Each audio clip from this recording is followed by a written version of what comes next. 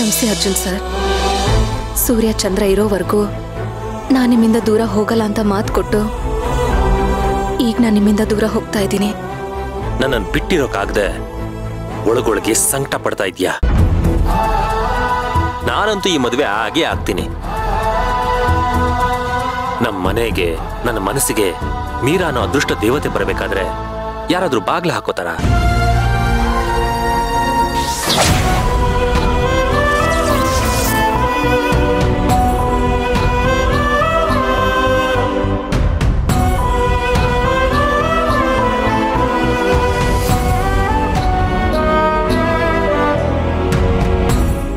ಬದುಕಿನ ಬರಹನೇ ಬದಲಿಸ್ತಿದ್ದಾಳೆ ಸೇವಂತಿ.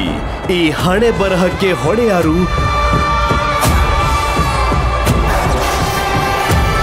ಸೇವಂತಿ ಸೋಮವಾರದಿಂದ ಶನಿವಾರ ರಾತ್ರಿ 10:30ಕ್ಕೆ.